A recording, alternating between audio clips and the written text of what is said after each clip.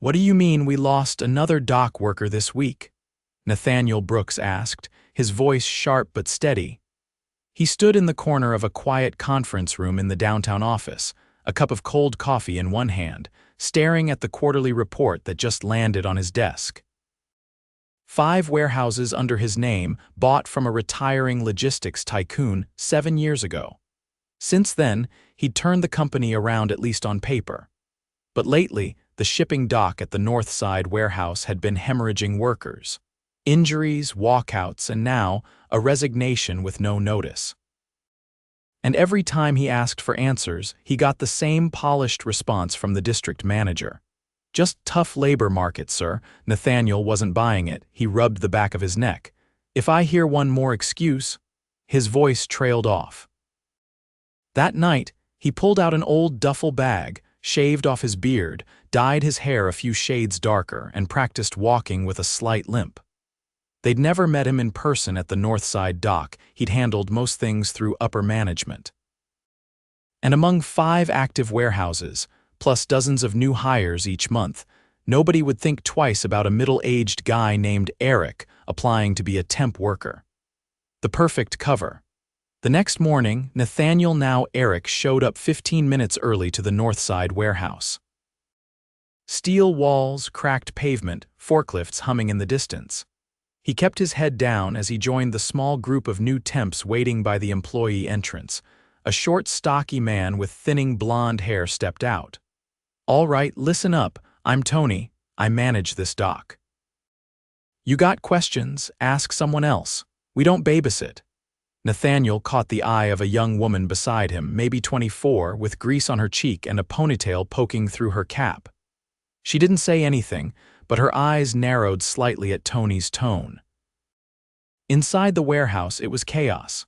Boxes stacked like teetering towers, forklifts weaving dangerously close to foot traffic, and workers shouting to be heard over the constant beeping. Nathaniel's first thought was, "This place is a lawsuit waiting to happen." "You," Tony barked at Nathaniel. "Grab a cart. You'll be with Nate on loading. Don't slow him down." Nathaniel nodded, wheeling a dented cart over to a tall, wiry man in a faded hoodie. Nate looked exhausted but managed a nod. "Hope you brought gloves," Nate muttered, sliding a heavy box onto the cart. "They stopped stocking him last month." "No gloves?" Nathaniel asked. "Tony says they're optional." "Optional, my ass. We're hauling metal parts and busted crates all day." Throughout the morning, Nathaniel kept his head down but his eyes wide open. He saw a forklift nearly clip a guy's boot. A broken loading ramp propped up with a cinder block.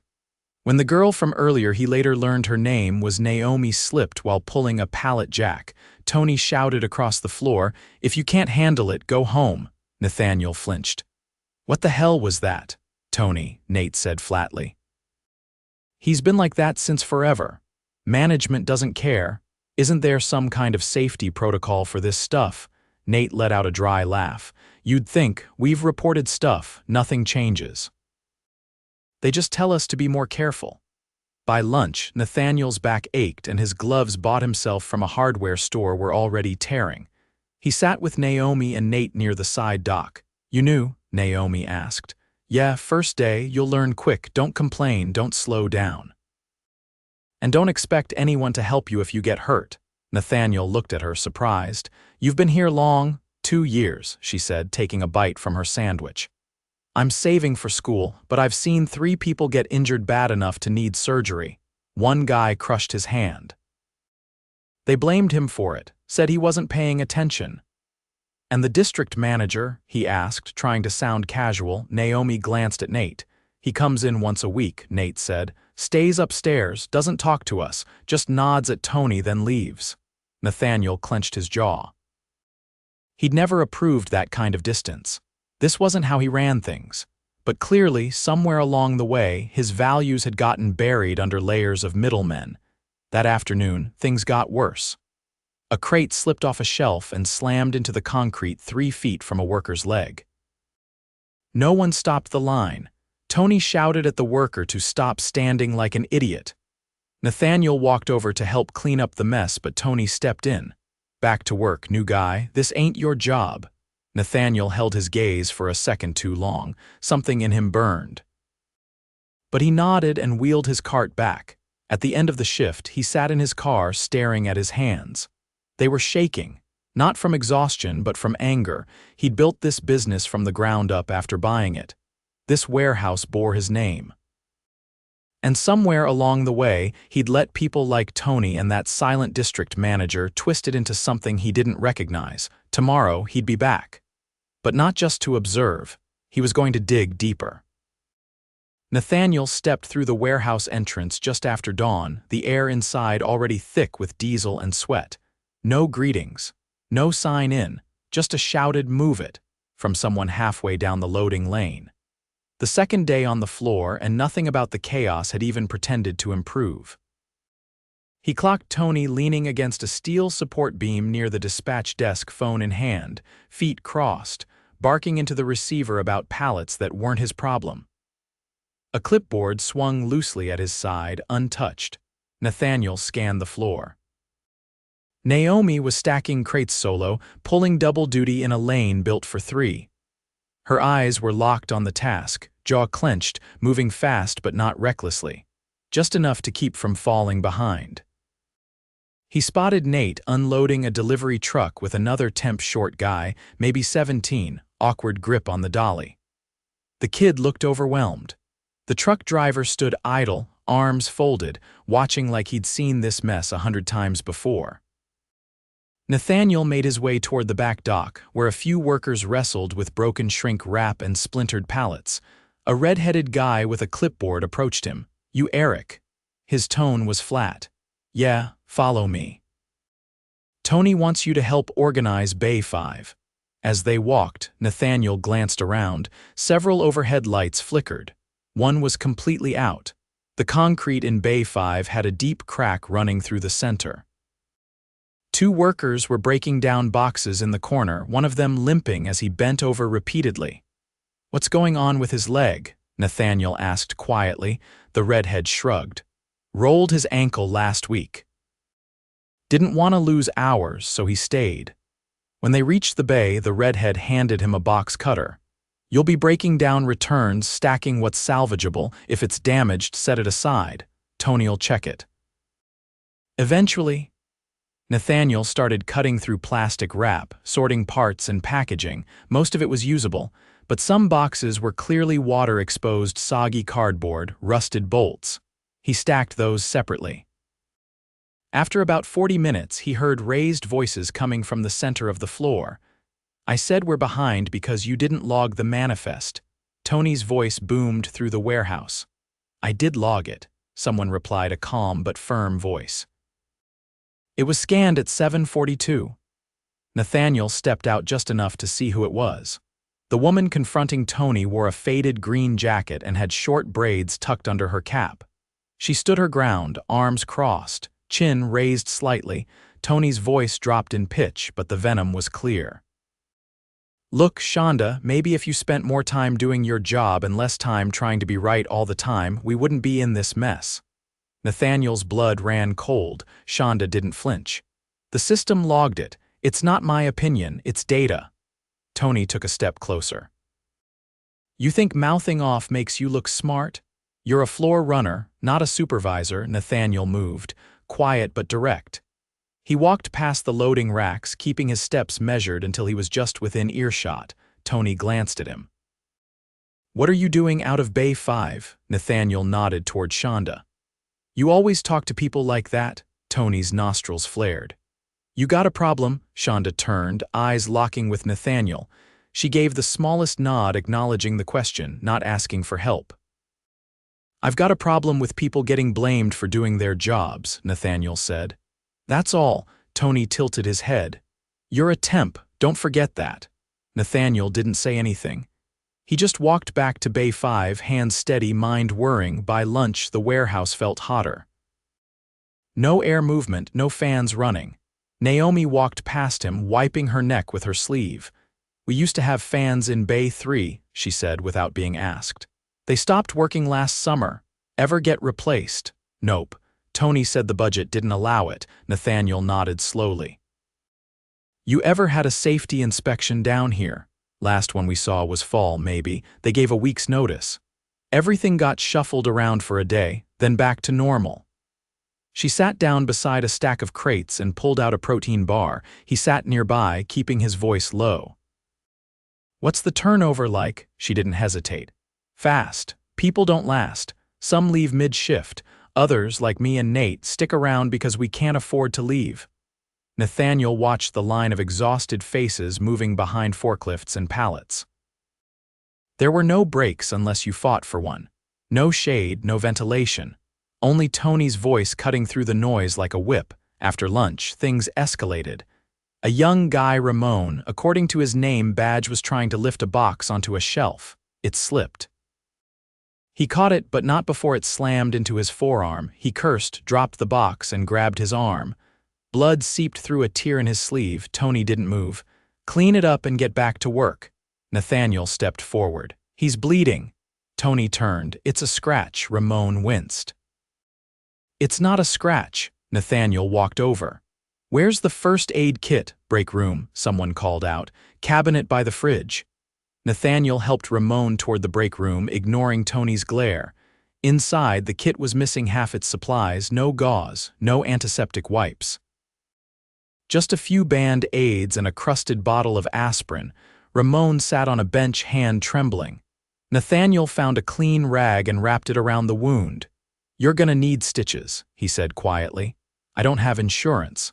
Nathaniel stood upright. His voice dropped to a whisper.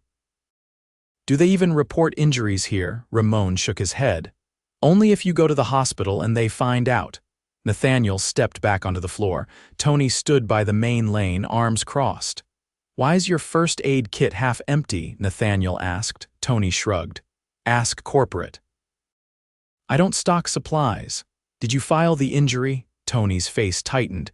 You're asking a lot of questions for a temp. Nathaniel took a slow breath. And you're giving a lot of bad answers for a manager. An hour later, the district manager arrived, not because of Ramon. Because a delivery truck backed into the wrong bay and jammed a loading ramp. A minor crisis, but one that brought the man out from behind his desk. Nathaniel watched him from across the floor, mid-40s, pressed shirt, clean shoes. He greeted Tony with a handshake and a quick laugh. They both glanced around, then disappeared into the upstairs office. Nathaniel walked over to Nate, who was stacking seals and brackets by a column. Have you ever met that guy? Only when something breaks. He doesn't stay long. You know his name, Lyle. He's the one that promoted Tony. Nathaniel looked up toward the office window. Lyle was sipping from a styrofoam cup, nodding along as Tony pointed at a clipboard. That was it. Nathaniel walked to the locker room, changed out of his gear, and left through the side door without a word. He got into his car, pulled out his phone, and called his head of HR. I need a full review of the Northside warehouse, he said. Every personnel file, every safety report, every complaint filed in the last 2 years. She started to ask why. I'll explain later. Just flag anything with Lyle's signature, and send me the contact info for our labor attorney. Now. He hung up. Tomorrow he was coming back, but not as Eric. The next morning, the entire atmosphere inside the Northside warehouse changed before a single box was moved. Nathaniel walked through the main entrance, not the side door, not the back dock, but right through the front as himself. No limp, no borrowed gloves, no fake name tag. He wore a plain black button-down tucked into dark jeans, nothing flashy but unmistakably clean, confident, and in charge. The only thing louder than the warehouse machinery was the silence that followed when Tony spotted him from across the floor. Nathaniel didn't stop. He walked directly across the loading zone, past the shrink-wrap station where Naomi was taping a busted pallet, past the shelving lanes where Nate stood frozen mid-lift, and up to the dispatch desk, where Lyle had just stepped in from the staircase. Tony turned to Lyle with a laugh that cracked halfway out of his throat. Sir, I wasn't expecting— No, you weren't, Nathaniel said calmly, and I won't be long. Should I call someone from— Nathaniel turned to Lyle. Upstairs now, Lyle blinked. Sure. Of course. Tony followed, but Nathaniel cut him off with a look. Not you. They climbed the narrow stairwell and stepped into the office overlooking the warehouse floor. Nathaniel shut the door behind them. Lyle hovered uneasily by the desk.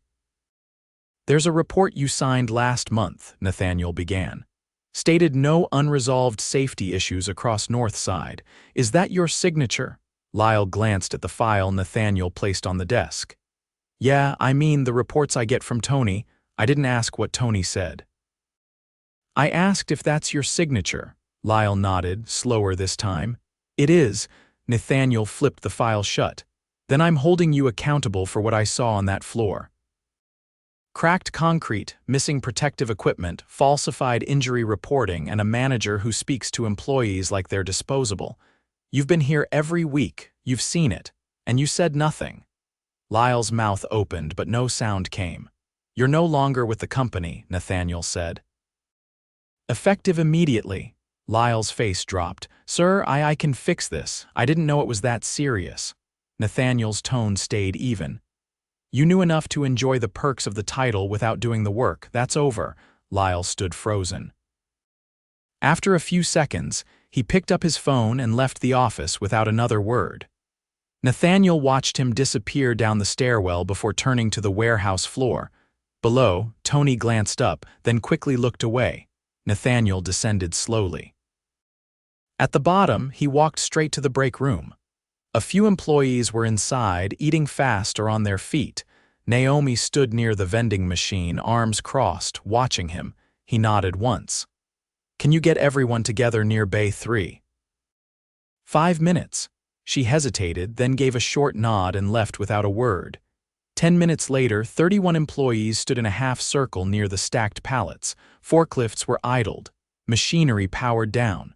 The warehouse had gone quiet for the first time in months. Nathaniel stepped up. "My name is Nathaniel Brooks. I own this company." Eyes widened. A few temp workers looked at each other in disbelief. Others just stared straight at him. "I spent the last 2 days working beside you, loading crates, sorting damaged goods, watching how this place actually runs. And what I saw, what you've had to tolerate, is unacceptable." He let the silence stretch. Broken ramps, no gloves, no ventilation, and a supervisor who threatens instead of leads. That ends now. Tony stepped forward, arms crossed. "With all due respect, sir, you've seen 2 days. I've been running this dock 5 years. You don't know what these people are like long-term." Nathaniel turned fully to him. "Say that again." Tony held his ground. "You give them too much slack, they get lazy. You gotta keep pressure on or the whole line slows down." Nathaniel looked around. "Anyone here feel like you've been slacking?" No one moved. Naomi's eyes stayed locked on Tony, jaw set.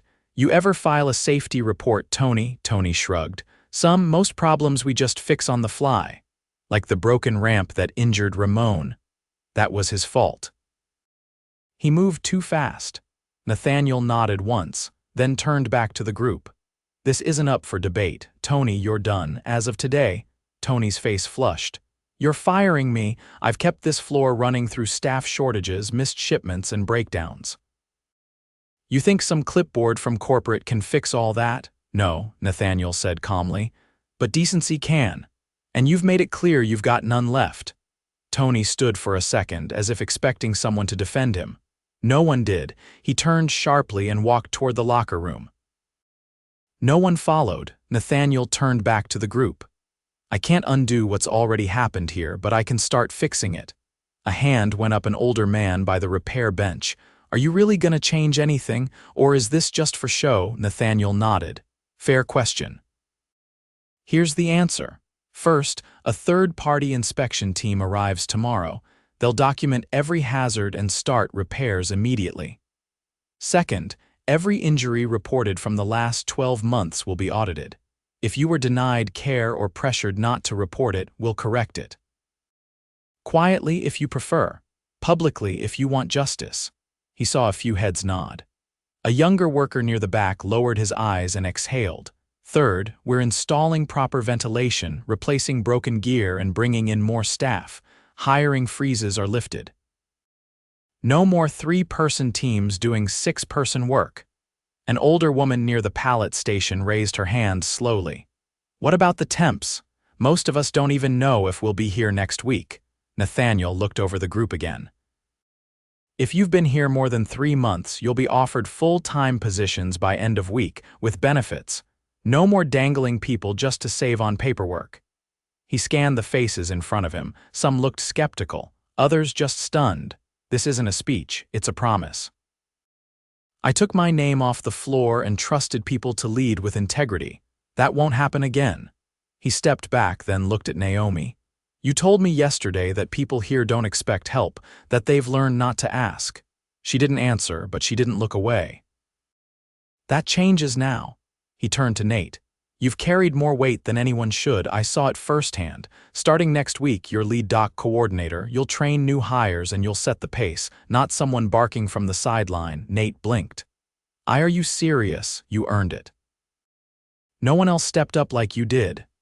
Nathaniel took a breath. He could feel the pressure in his chest loosening, not gone, but shifting. "Breaks over in 10. Take the full time, then come back ready. We've got work to do together." He stepped aside. Slowly, the group dispersed. Some went for water. A few lingered in small circles, whispering. No one rushed back. Naomi approached him once the crowd thinned. "You really worked the floor?" "I did." She nodded once. "Then you know how bad it got." "I do now, and I won't forget it." She looked him over, eyes steady. "We'll hold you to that. I expect you to." Nathaniel watched the crew regroup, forklifts coming back online, chatter rising again. This wasn't fixed, not yet, but it was no longer ignored. 2 weeks later, the warehouse looked the same from the outside, same gravel lot, same dented loading bays, but inside, the rhythm had shifted. Not perfectly, not smoothly, but noticeably. Nathaniel returned without announcement. No press, no entourage. Just him and a clipboard, walking through the same door he'd entered as Eric. The first thing he noticed was the air, cooler, moving. Fans had been mounted along the rafters, humming steadily.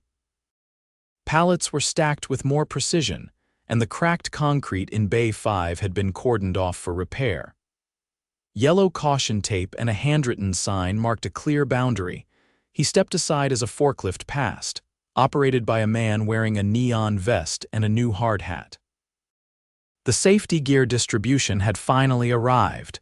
Near the packing lane, Nate was speaking with 2 newer workers, one of them the teenage temp from before. Nate gestured toward a diagram taped to the wall, explaining spacing protocols. He paused when he saw Nathaniel and walked over, wiping his hands on his cargo pants. "You're back," Nate said, his voice quieter than usual. "Didn't think you'd show up again so soon." "I said I would," Nathaniel replied. "How's the training going?" "Better than I expected." The new guys are actually listening. Some of them ask questions I don't have answers to yet. I keep a list, though. Naomi helps me work through it. Nathaniel nodded. "You getting enough support?" "Mostly. Still short on runners in the afternoon." "We're covering, but it's tight." "I'll make sure staffing follows through on that. Anything else?" Nate glanced back at the line.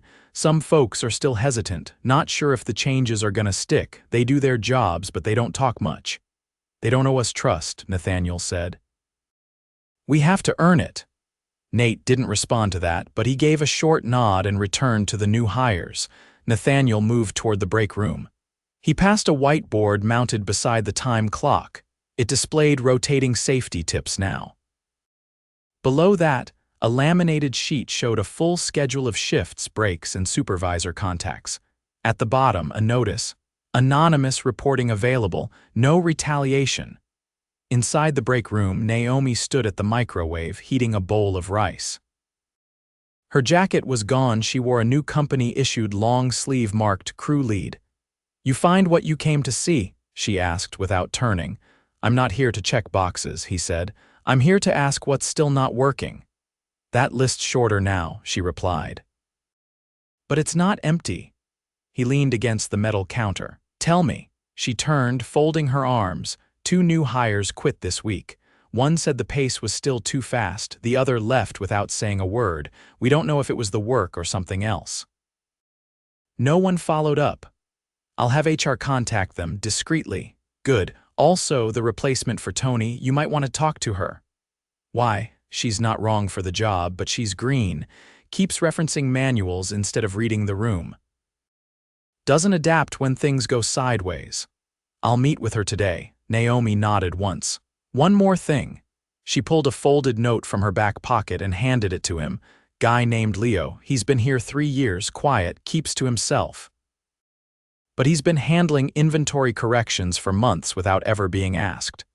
Found 5 miscounts last week. No one thanked him. No one even noticed. Nathaniel unfolded the note. It was a hand-written list of discrepancies, neatly penciled. Where is he? Bay 2. Usually by himself. Nathaniel folded the note and headed out. He found Leo near the shelving units, adjusting a barcode scanner. The man was in his 40s with a short beard and a scuffed wedding ring. He didn't look up until Nathaniel spoke. "You're Leo?" Leo paused, then nodded. "Yeah. I heard you've been spotting inventory errors." Leo shrugged. "Just doing what needs to be done. If it's off, trucks go out with the wrong loads, makes everything worse." "Did anyone ask you to?" "No, but someone should have." Nathaniel nodded. "You want that to be your role?" "Officially," Leo blinked. "You mean, like formally, with a title, a raise, and support?" Leo hesitated. "I don't want to manage anyone, I just want the numbers right." "You won't manage, you'll lead accuracy, quietly if that's your style." Leo gave a slow nod. "Yeah. I can do that." Nathaniel made a note. "I'll have it processed by next week." As he walked back toward the main floor, he passed the new supervisor Kendra standing stiffly by the loading dock, a printed checklist in hand. Her eyes flicked between the paper and the lanes, missing the bigger picture. "Can we talk?" Nathaniel asked. She straightened. "Of course." They stepped aside near the emergency exit. "I've heard you're following protocol closely," he said. "That's good, but some of this job isn't written down." "I'm trying to be consistent," she said. "Tony left a mess." "I didn't want to make it worse." "You haven't, but leadership isn't just about avoiding mistakes, it's about knowing when to bend without breaking." She looked uncertain. "There's still so much I don't know." "Don't pretend to know it then. Ask questions, lean on your crew leads. Let them teach you what the manuals don't." She nodded slowly. "All right." Nathaniel paused. "Also speak to people directly, don't just watch from a distance, they'll notice." Back on the floor, a delivery truck backed into Bay 1. This time it aligned cleanly, the dock lock engaged, no shouting. No confusion. As the afternoon wore on, Nathaniel stayed in the background. He watched Naomi pull a new hire aside and quietly correct his grip on the pallet jack. He noticed Nate flagging a late shipment and adjusting the workflow without waiting for permission. He saw Leo in the far lane, pencil in hand, correcting tags without a word. There were still signs of strain. People moved quickly. No one lingered, but the fear was gone. The silence that once hung in the air like a warning had lifted. In its place was something uncertain but alive. At the end of the shift, Nathaniel gathered the full-time crew in the open loading space. No speech, just a conversation. "Some of you think this won't last," he said. "That once attention fades, things will go back to how they were." No one contradicted him. "I don't blame you. But this isn't about a moment, it's about a foundation. You've earned better, and it's my job to make sure you get it not once, but every day." He looked around. Faces met his this time, not with suspicion, but with measured hope. "I won't be here every week, but I will be watching, listening. And if leadership here ever slides backwards again, if anyone in this company ever decides that safety or respect is optional, you call me. Directly." He handed Naomi a card. She didn't take it immediately. "You sure about that?" she asked. "Yes." "It's my number." She took it, folded it once, and slipped it into her back pocket. "We'll hold you to it. I expect you to." He left through the side exit, same as before. The air outside was cooler now, the sun low. As he walked to his car, he didn't look back. He didn't need to. The warehouse was finally being run by the right people.